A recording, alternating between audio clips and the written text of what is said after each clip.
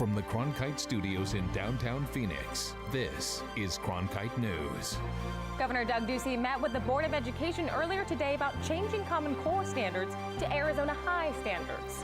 And we'll make sure you understand what all these changes mean by breaking down the bill on Common Core and what it means for Arizona students. And another Arizona debate continues, this one over IDs, but it's not looking great for those wanting to keep their current cards. We continue tracking this piece of legislation that could affect your 2016 travel plans. Cronkite News starts now. Good evening and welcome to Cronkite News. I'm Sonny Scott. And I'm Megan Thompson. Thanks for joining us. Tonight, the governor weighs in on Common Core. Governor Doug Ducey has laid out his plan for funding education, and today he laid out his vision to the Board of Education. Cronkite News reporter Mark Mangera spoke with Governor Ducey after today's meeting. Mark? Governor Ducey outlined the path he wants the Board of Education to take when it comes to K-12 education. He also asked the board to review the Arizona standards. No, I am against Common Core, and I openly opposed it in my run for office. That has not changed. Governor Ducey addressed the State Board of Education to ask them to review the state standards. He wants to make sure students are getting the most from Arizona's education system. But at the end of the day, we do want to focus on, are our kids learning? Are we getting better results inside the classroom? Ducey made it clear he doesn't want Arizona to follow the federal government standards. But according to Expect More Arizona, an advocacy group for education, that power lies with the State Board of Education. The Arizona State Board of Education makes the decisions determining our standards. We are not obligated to any set of standards as it relates to the federal government. Although Ducey wants Common Core out, he does not want to start from scratch. So where we have a standard and it fits and it's necessary, that's something we want to embrace. Ducey wants the board to use an Arizona-based standard, but he doesn't want to waste the time and money that's already been spent on the most recent standard, the AZ merit test, something Expect More Arizona cautions against. Starting all over again would be an incredible waste of taxpayer dollars, but more importantly, it would impede the student growth in academics that we've seen. The board will look to review the standards later this year. In the meantime, HB 2190, which would repeal Common Core, could soon be scheduled to go to a vote in the full Senate. Live in the First Amendment Forum, Mark Mangera, Cronkite News. Cronkite News reporter Angie Schuster went to the Education Committee meeting last week and talked to students and teachers about how they are affected by Common Core. Arizona lawmakers continue to make moves to kill Common Core standards in the state of Arizona. House Bills 2190 and 2246 passed in the Arizona Senate's Education Committee on Thursday. The two bills affect current students by proposing a repeal on the Common Core standards and giving parents the option to opt their children out of standardized testing. Thursday's Education Committee meeting was packed with concerned parents, community members, and young students who wanted their voices heard in the battle to rid the state of Common Core standards. Common Core is destructive of the ends of liberty and the pursuit of happiness of the students because they're being bored in the classroom because things are being taught that were already taught. The Senate Education Committee voted in a 5-2 decision Thursday to block the State Board of Education from implementing Common Core standards. We have given House Bill 2190 a due pass recommendation. House Bill 2190 calls for the board to set new standards in English, history, science, and math by 2017, with required approval from the legislature and the right to amend the standards.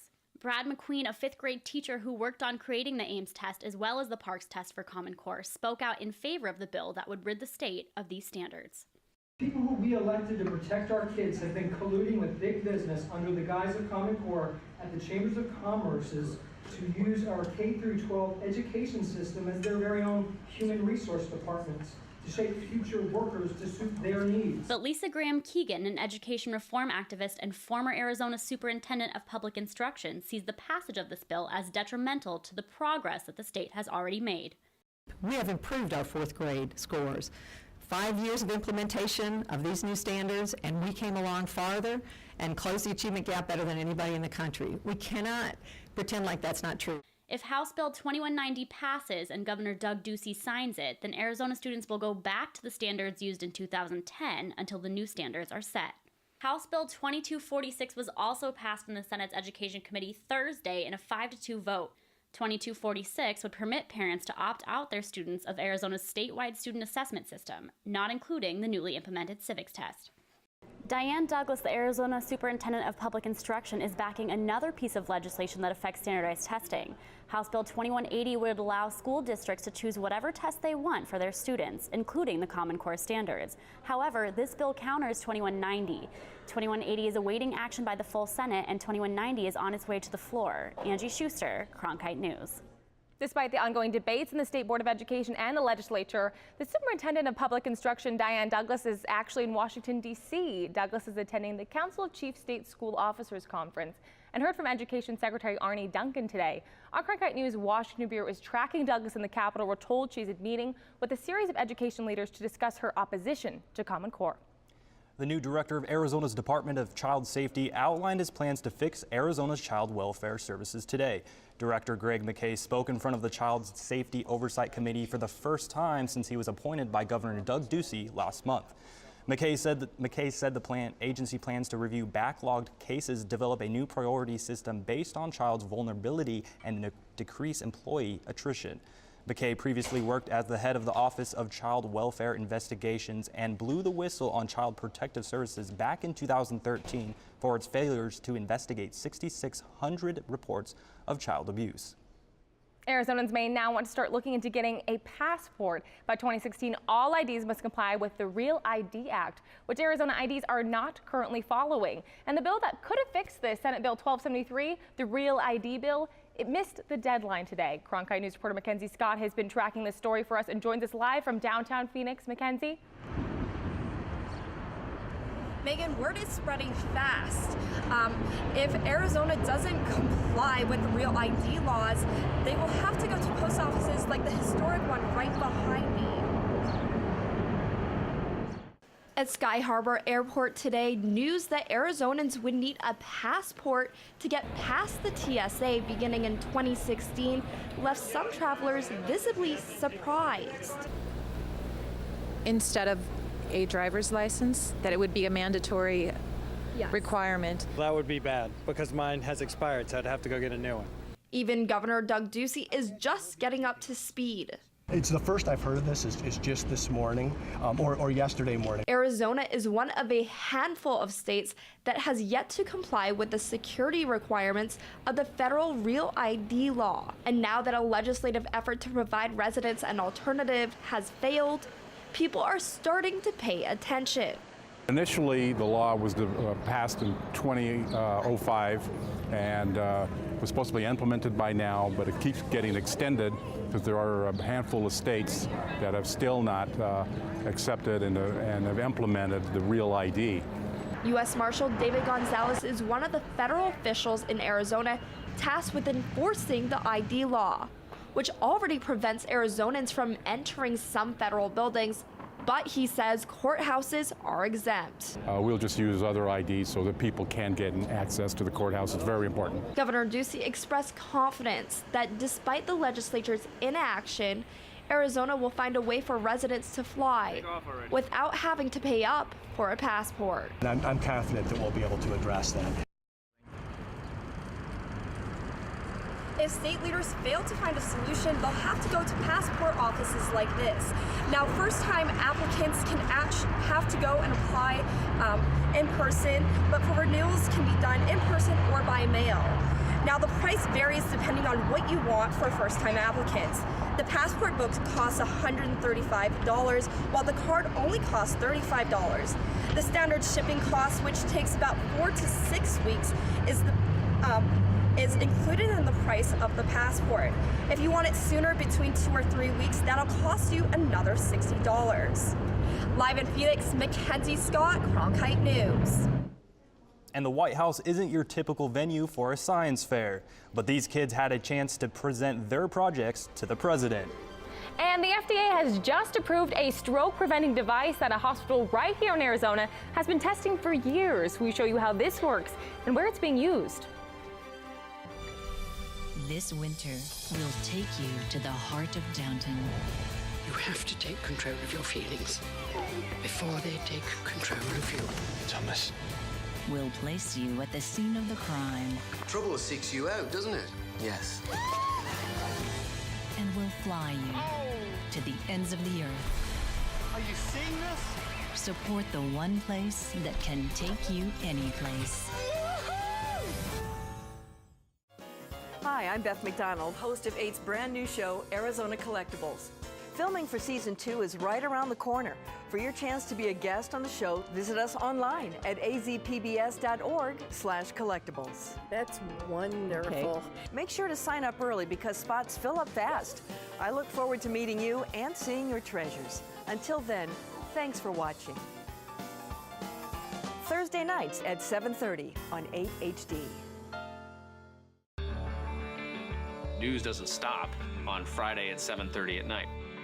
PBS NewsHour Weekend is kind of a natural next step. The NewsHour's been committed to being available on air or online, and now weekdays or weekends.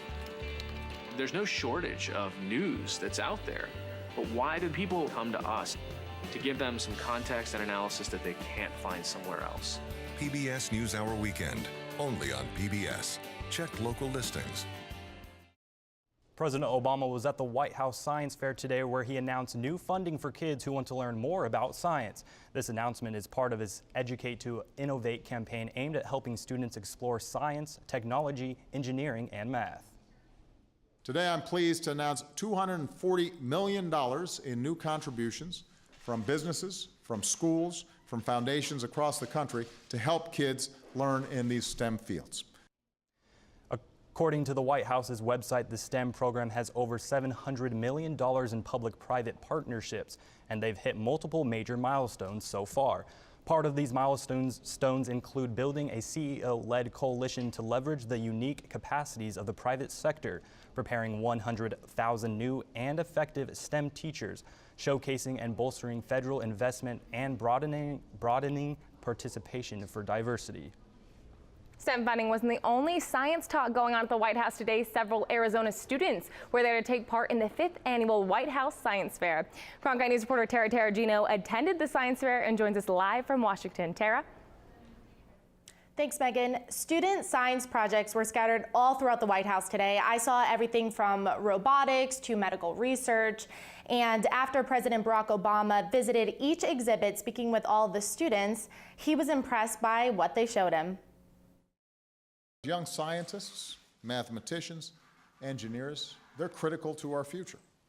You guys are the ones who are going to define the contours of the 21st century. The 107 students were honored by the White House for winning STEM competitions from across America.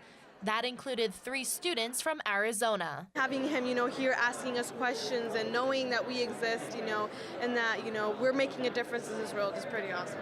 Students from the Carl Hayden robotics team have already won 4 Arizona FIRST robotics regional competitions. What we designed here was a robot to complete a task that involved getting an exercise ball, passing it from one robot to another, being able to catch the ball, and also being able to shoot the ball at a goal about 6.5 feet tall. At the age of 17, Scottsdale student Anvita Gupta is already working with Harvard Medical School, and she says she's inspired to apply computer science to solve problems in medicine. I developed a novel approach combining artificial intelligence with biochemistry to autonomously find drug leads for diseases like cancer, tuberculosis, and Ebola. And that research brought Anvita a shout out from the president. Anvita's algorithm has the potential of speeding up pathways to discovering what drugs would work on what diseases. Arizona students hope to inspire others to believe in themselves and go forward in STEM fields. And as president, I'm proud of you. The focus on this year's science fair is on diversity and inclusion, which sat well with the Arizona students who hope their achievements can help bring more underrepresented groups into STEM fields. Live in Washington, D.C., Tara Taragino, Cronkite News.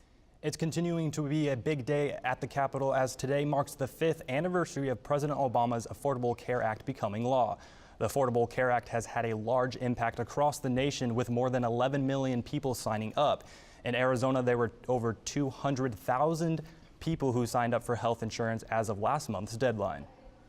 People who suffer from arrhythmia and a regular heartbeat and are high risk to stroke may be able to replace their blood thinners. It's thanks to a new FDA approval. Cronkite News reporter Carrie Adams went to the Arizona Heart Association and to check on that device. Carrie? Thanks, Macon. The Watchman left atrial appendage closure device has undergone clinical testing at the Arizona Heart Hospital for more than 8 years. So far, about 4,000 patients worldwide now have the device. You're looking at diagnostic images of a beating heart. One that beats too fast or too slow can be steadied by blood thinners. Barbara Yerk was on them for years. Everything you take, every pill you take has a side effect. But Barbara became the 100th patient to receive the new Watchman device, and she embraced her chance to get off blood thinners. So I felt extremely lucky and very happy. What this device does, it seals off the area called the left atrial appendage, where almost all of the clots form. And by sealing it off, we would prevent strokes without giving people blood thinners. According to Dr. Vijay Swarup, the results of this study have been dramatic. There were 30% less strokes in the Watchman arm where they got the device as compared to the stroke rates when they were on warfarin or Coumadin. So not only did it work better, it was superior in all respects. This surgery is considered minimally invasive and takes less than an hour to implant. For patients, it gives them a non-surgical option to treat the appendage in a quick cath lab procedure that they go home the next day and can get off Coumadin, off the blood thinners, and be much lower risk of problems down the road. And it's still providing a huge relief to one of its earliest patients. I didn't have the fear of a stroke because if I did have produced the blood clot, I had the device to help me from stroke. Currently, the device ranges anywhere from $12,000 to $25,000 depending on which hospital and where the device is being implanted. The Arizona Heart Hospital will be one of the first hospitals to do this procedure using the Watchman device since the FDA's approval. Live in the control room, I'm Carrie Adams, Cronkite News. And the Arizona Heart Hospital isn't the only medical office making big moves. The Native American Research and Training Center at the University Arizona College of Medicine is one of only 2 programs in the nation to receive an almost $1 million grant to increase the Native American healthcare workforce. U of A Associate Professor and co-director of the Native American Research and Training Center, Tasha Coleman says, quote, according to the Association of American Medical Colleges, Arizona will suffer a shortage of 40,000 physicians by 2020, and the hardest hit will be rural and tribal communities. The national parks in Arizona are a draw for millions of tourists, but those tourists also seeing evidence of a maintenance backlog. Details on the cost to fix them just ahead on Cronkite News. And temperatures are looking great right now. We're currently at 85 degrees. I'll have more for your forecast after the break. For veterans, coming back to civilian life brings new challenges, new opportunities, and new stories of remarkable courage and accomplishment. Sharing their stories can help communities understand the veteran experience, and through Arizona Veterans Coming Home, 8 connects veterans and their families to resources and services for a successful transition to civilian life. Explore some of the best resources and opportunities for veterans at azpbs.org/veterans. Arizona Veterans Coming Home, connecting Arizona's veterans to the right resources at the right time. Watch sneak previews of what's coming soon to 8. Go to azpbs.org/previews today.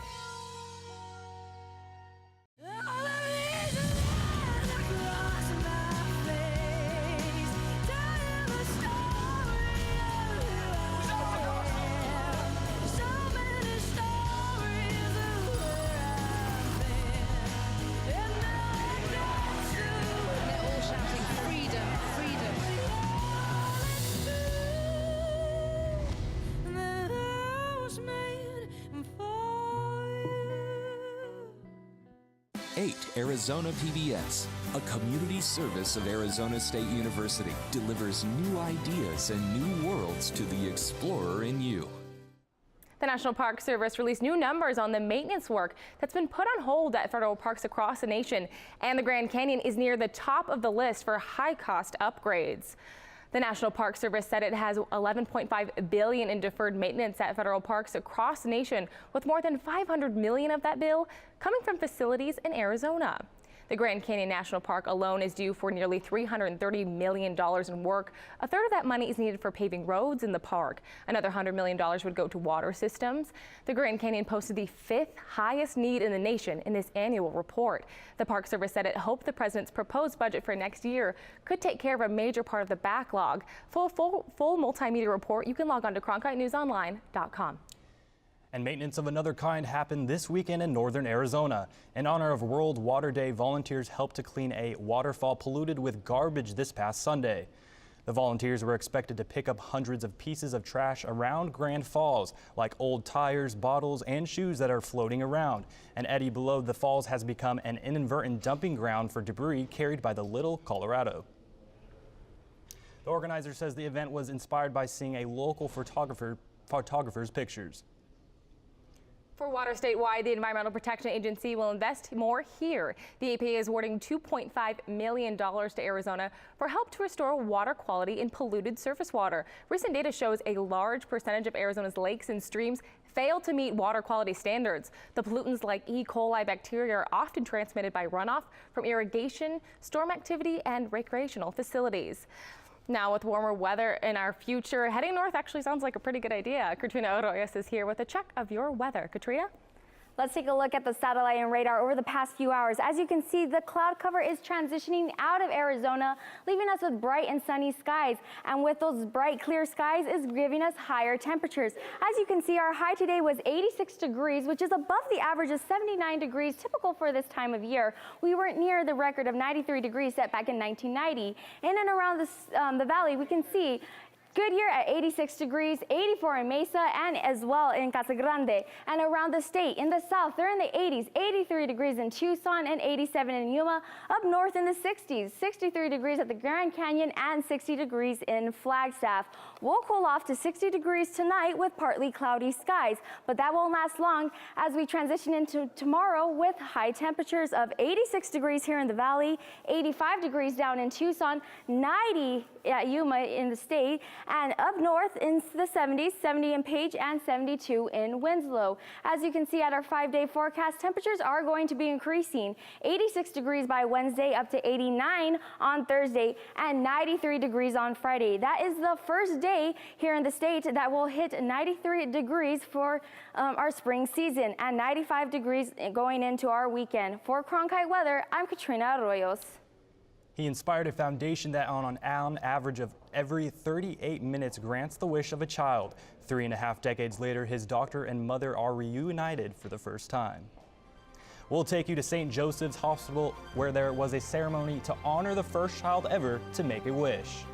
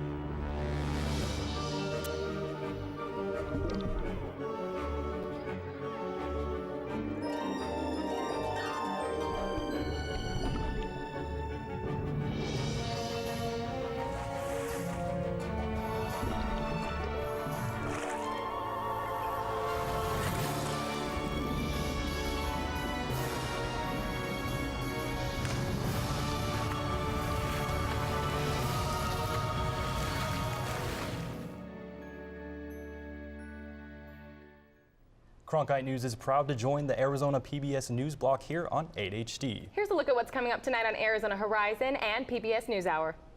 Coming up after Cronkite News, it's Arizona Horizon. Phoenix Mayor Greg Stanton talks about taking the city's transportation plan to the voters. And we'll look at a program designed to help Latinos graduate. That's coming up on Arizona Horizon. I'm Judy Woodruff on the next NewsHour. Shaken baby syndrome, the tragedy of dead children and misdiagnoses that have sent some parents to prison. many people don't know, Make-A-Wish was started right here in the Valley. Today, St. Joseph's Hospital held a ceremony to honor the 7-year-old boy, Chris Gracious, who inspired the nonprofit's creation 35 years ago. The Sisters of Mercy, who helped care for Chris, hosted the ceremony as part of the hospital's 120th anniversary celebration. In the hospital hallway, Chris's parents and doctor were reunited for the first time since 1980. They unveiled a permanent shadow box featuring photographs and memorabilia of the leukemia patient remembered as Little Bubblegum Trooper. His wish, become a highway patrol officer, and while Chris's wish wasn't the first official wish, his mother says she's thankful her son was able to inspire so much during his short life. I feel wonderful that so many children around the world have had their wishes come true. I hope they realize that Make-A-Wish in reality started at St. Joseph's Hospital. We had nothing to do with the founding of Make-A-Wish, but we were here for the inspiration and for the first wish. Although Chris's wish in 1980 was the foundation's inspiration, another 7-year-old with leukemia, Frank Salzar, became the first official wish kid shortly after.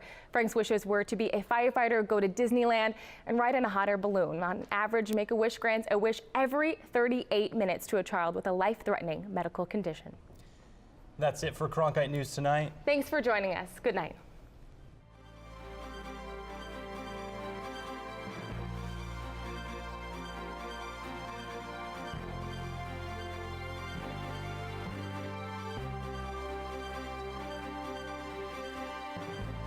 Anytime at CronkiteNewsOnline.com.